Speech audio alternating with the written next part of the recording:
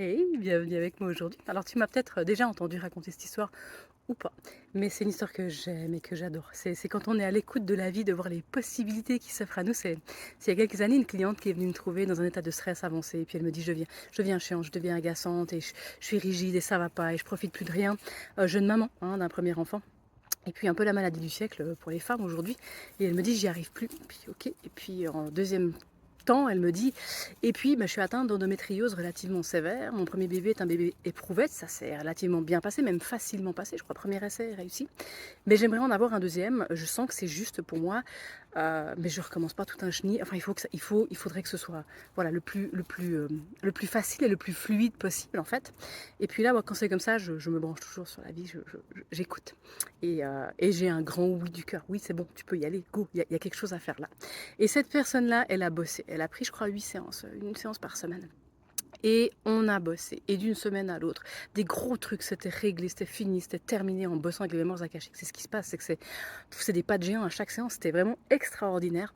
Et on a travaillé sur les croyances d'endométriose, sur tous ces égrégores auxquels on adhérait, sa manière de voir les choses. C'était aussi une âme qui avait un lien avec le côté médical, mais en même temps elle voulait amener une autre dimension. C'est une personne qui travaillait dans les labos du CHUV, mais qui sentait qu'il y avait une autre dimension à amener à ça.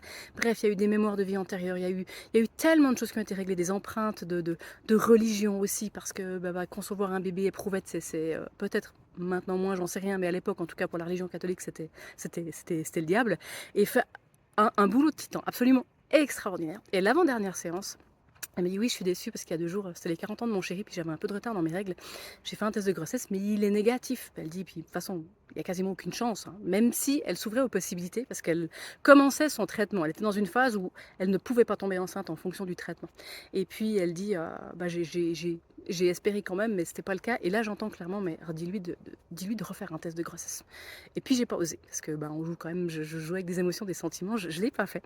Et la dernière semaine, elle revient vers moi, elle me dit tu sais quoi, en fait j'étais enceinte, mais c'était tellement trop tôt pour le valider que même mon corps ne le validait pas encore sur le test de grossesse, mais je suis bel et bien enceinte. Et le médecin m'a dit, vous savez madame, où vous en êtes dans votre traitement pour l'endométriose et cette grossesse-là, c'est totalement impossible ce qui vous arrive. Et c'est une personne à laquelle on a dit pendant 9 mois, le corps médical a dit pendant 9 mois de sa grossesse, c'est totalement impossible ce qui vous arrive madame. Mais en attendant, après 9 mois, il y a un joli bébé qui est arrivé et il se porte bien et c'est miraculeux. C'est ça en fait, les possibilités de la vie. Et cette histoire-là, je la trouve absolument attendrissante et magnifique. Et j'avais à cœur de te la partager. Sur ce, je te souhaite une belle journée. Je te dis à bientôt. Ciao, ciao.